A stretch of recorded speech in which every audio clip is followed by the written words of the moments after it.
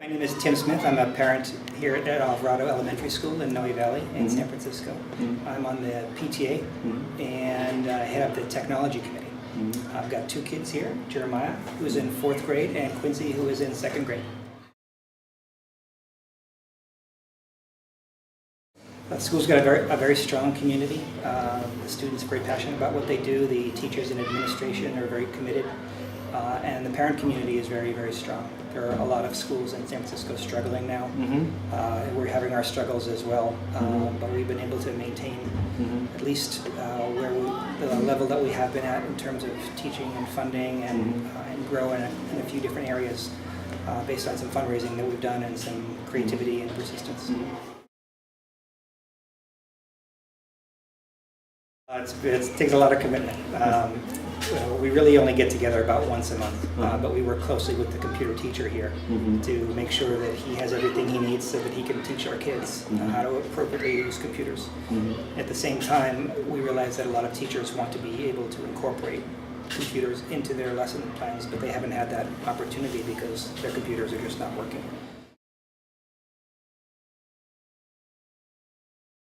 We started the tech committee about 2 years ago. We had basically nothing. After our first year, we had a budget of $2,000. We bought some software that we desperately needed.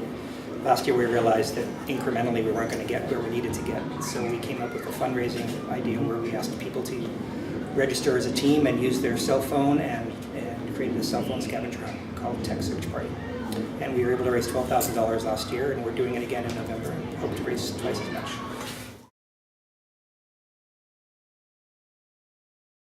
So the challenge has been that our teachers want to incorporate computers into their classroom, but they just can't rely on their PCs.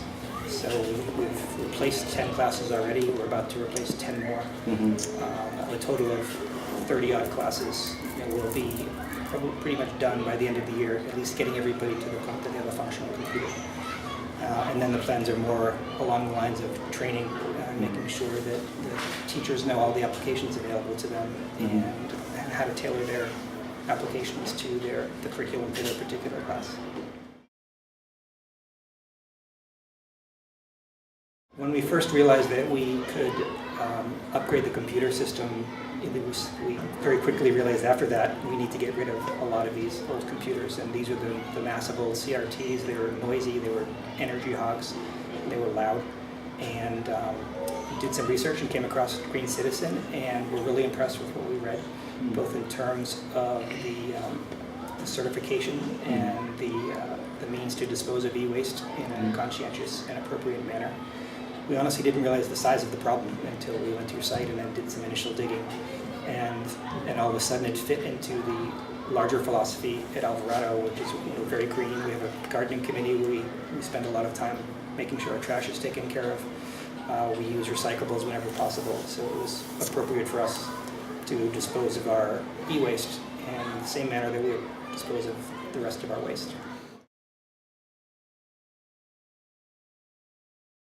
At the moment, there are about 50 monitors in the school, and as of about a month ago, all of them are now flat panels. So we've gotten rid of every CRT monitor that we had. We've also moved to a model where one PC will power an entire classroom, so that we have 75% fewer PCs per classroom.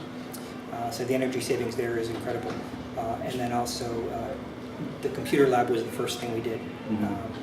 And with the help of GreenCitizen, we had all new refurbished flat panel monitors put in, and then we had a donation from a PC sharing technology company that allowed us to get all new computers in place as well. So the lab has been not just the lab for the students to use, but also our lab to try new deployments. And then once they work here, as the flat panels did, as the shared computing did, then we roll them out into the classrooms. Well, we haven't really been talking about it right now, except in 3rd grade. That's when the whole thing started. And someone would come to your class, maybe not all, and they would teach you, and you would play some games. Like, some students would go up and they would say, the people would grab an item and say, would this go in trash, compost, or recycling? And that would get your mind ready. And then now we are very high up in recycling. We are very good, and we, I think, are in the top, the very first, except for this one grown-up recycling company.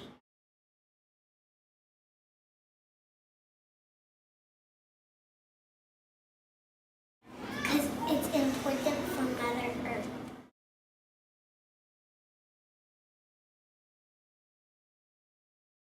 Because then it will make everybody on the planet healthy.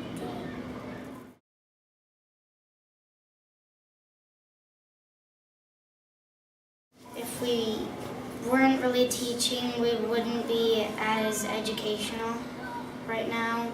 We would be very low in composting and stuff like that, because usually before the whole composting thing started, we would just throw everything in the trash, and that's basically killing Mother Nature. So that's why we started this, and we realized that we were doing something wrong.